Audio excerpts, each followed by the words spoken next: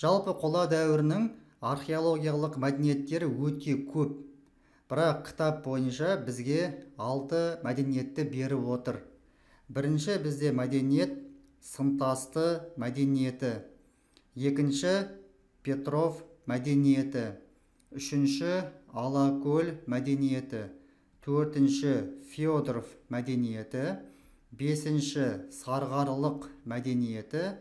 Алтыншы Беғазы Дәндібай мәдениеті.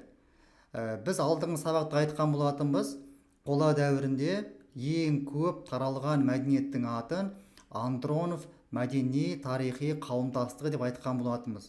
Сонда осының ішінде сымтасты, Петров, Алакөл, Федоров, Сарғарылық бұл Андрон мәдени тарихи қауымдастығының құрамына кіреді. Ал Беғазы Дәндібай соңғы қола дәуірінің кезеңіне кіреді. Енді біз осы мәдениеттердің барлығын жеке-жеке қарастыратын боламыз. Алдымен сымтасты мәдениеті. Оның қамтитын уақыты біздің заманымыздан бұрынғы 21-18 ғасырдың аралығын қамтиды. Таралу аймағы Ресейдегі оңтүстік Орал жазығы. Енді біз бұл жерде түсініп алуымыз керек. Оңтүстік Орал деген кезде бұған Орынбор, Қостанай, Ресейдің Челябі облысы, Ақтөбе, Батыс Қазақстан аумақтары Ресейдегі оңтүстік Орал жазығының аумағына кіреді. Осы мәдениеттің ең ірі қоныстары Арқайым, Сымтасты және Қамысты қоныстары болды. Ерекшеліктері қандай? Мүрдені қабірге сол қырымен алақандарын бетіне қойып жатқызған екен. Сосын бұл мәдениеттің кезінде, жерлеген кезде көптеген қазбалардан әшекей бұйымдар табылды. Мысалы, ерлерді және балаларды жерлеген кезде қару-жарақпен жерлеген, әйелдерді әшекеймен жерлеген екен. Сосын жерлеген кезде олар құрбандық жануарларын құрбандыққа шалған. Жылқы, ірі қара деген сияқты осыларды құрбандық рәсімін жасап отырған. Бұл біздерде сымтасты мәдениеті бойынша ақпарат. Келесі бізде мәдениеттің аты Петров мәдениеті. Бұның қамтитын мерзімі біздің заманымыздан бұрынғы 17-16 ғасырды қамтиды. Таралу аймағы оңтүстік Орал жазығы. Бұл кезде Петровтықтар қыш өндірісі, тоқымашылық, сүйек өңдеу ісі, әшекей жасаумен айналысқан. Петров мәдениетінің жерлеуде ең басты ерекшеліктері қорғаныс орларының болуында. Біз барлығымызда білеміз, жалпы жерлеген кезде, алғашқы кезде обаның жанынан көптеген қорғаныс орларын қазған. Кейін бұл дәстүр жойылып, кесене тұрғыза бастаған екен. Сонымен қатар Петров мәдениетінде ер балалары мен ерлердің мәйіттерін бөлек-бөлек обаларға жерлеген. Және осы мәдениеттен әскери арбалардың қалдықтары көп табылған екен. Алакөл мәдениеті. Бұның мерзімі біздің заманымыздан бұрынғы 17 және 13 ғасырларды қамтиды. Таралу аймағы оңтүстік Орал жазығы. Ең ірі қоныстарының бірі Тасты бұтақ, бұл Батыс Қазақстан аумағында таралған. Тасты бұтақтың ең басты ерекшелігі мәйітті өртеу, жерлеу ғұрпы кездеседі. Қандай ерекшеліктері болды? Мәйіттің шынтағын бөгіп, сол жағымен бүктестіре жатқызып, басын батысқа қаратып жерлеген. Біз барлығымызда білеміз, жалпы қола дәуірінде тайпалардың көпшілігі адам жерлеген кезде басын батысқа немесе оңтүстік батысқа қаратып жерлеген. Бұндай жерлеу дәстүрі Андрон тайпаларына тән болған. Бұл Алакөл мәдениетінің ең басты ерекшеліктерінің бірі болып табылады. Федоров мәдениеті. Таралу мерзімі біздің заманымыздан бұрынғы 15-12 ғасырды қамтиды. Таралу аймағы Ресейдегі оңтүстік Орал жазығы.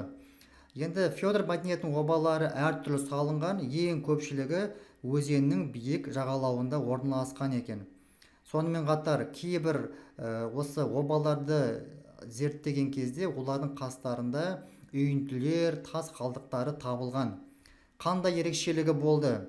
Ол кезде атты қолға үйретіп, атты көп пайдаланды. Соған сәйкес алғаш рет өзекті, сүйекті, мүйізді ауыздықтар қолданыла бастады. Ауыздық дегеніміз бұл аттың аузына салынатын жүгеннің бір бөлігі. Бұл да осы Федор мәдениетінің өзіндік ерекшелігін көрсетеді. Келесі мәдениеттің аты сарғарлық мәдениеті. Бұның мерзімі біздің заманымыздан бұрынғы 13 және 8 ғасырларды қамтиды. Таралу аймағы оңтүстік Орал жазығы. Обаларының саны 200 қоныс пен 40 қорымнан тұрады. Бұл бізде ұбт сұрақтарында өте көп жиі келетін сұрақтардың бірі. Осы 200 қоныс пен 40 қорымнан тұратын қола дәуірінің мәдениетін сұраған кезде сарғарлықты біз жібереміз. Бұл сарғарлықтағы да бір ерекшелігі андрондық үлгідегі соңғы мәдениет болып табылады. Енді біз келесі мәдениеттің түрі Беғазы Дәндібай мәдениеті. Мерзімі біздің заманымыздан бұрынғы 10 және 8 қола дәуір ғасырларды қамтиды. Яғни қола дәуірінен кейінгі қола дәуіріне жатқызамыз.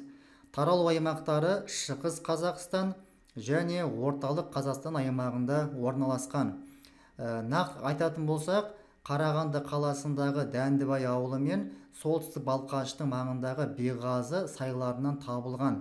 Орталық Қазақстан, Шығыс Қазақстан жеріне кең таралған. Бұны ашқан Әлхей Хақанұлы Марғұлан дейміз. Шаруашылығы, мал шаруашылығы және қола металлургиясы кең таралды. Ерекшелік қандай? Осы кезде Беғаз Дәндібай мәдениетінде кесене салу процесі көп жүзеге асырылманы айтқан болатынбыз.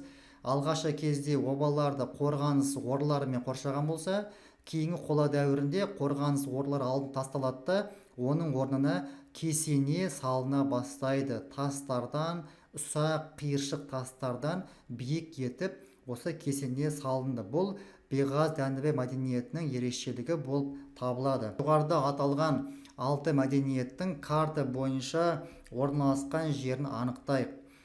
Мына алдарымызда карта бізде беріліп отыр. Мына үзік қызық сызықтармен берілген бұл бізде Қазақстанның шекарасы. Міне бәрімізде көріп отырмыз. Бұл қазіргі Қазақстанның жер аумағын білдіреді. Енді біздің мақсатымыз осы Қазақстан мен Ресейдің шекарасында орналасқан аймақтарды анықтап алу керек болып тұр. Енді қарайық. Қызыл сызықпен берілген, мына бізде берілген бұл біз андронов мәдениетін таралу аймағы. Міне біз көрсетіп отырмыз. Бұл андрондық мәдениеттің Евразия бойынша таралу аймағы өте үлкен. Міне бүкіл Қазақстан ішіне кіреді. Ресейдің бөліктері, оңтүстік Орал жазығы барлығы андрондық мәдениеттің шеңберіне кіріп отыр. Ал мына бізде беріліп отыр үзік сызықтармен, бұл бізде Беғазы Дәндібай андрондық мәдениеттің таралу аймағын бізде беріп отыр. Манас айтқан болатынымыз, міне біздерде 1 және 2 санмен берілген, бұл бізде Беғазы Дәндібай мәдениеттерінің табылған жері және таралу аймақтары орталық Қазақстан болып табылады. Петров, Алакөл, Алексеев деген қорымдар болды. Мұнда 3 санмен бізде беріліп отыр. Бұл біздерде Петров қонысы дейміз.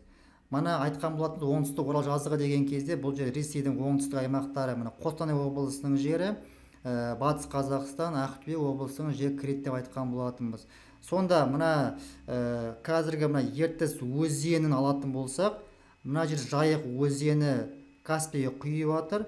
Осы екі аралықта жоғарыда аталған Федоров, Алакөл, Сарғарылық сияқты мәдениеттердің барлығы осы Ертіс пен Жайықтың арасында орналасты және бұл аймақ оңтүстік Орал жазығына кіреді.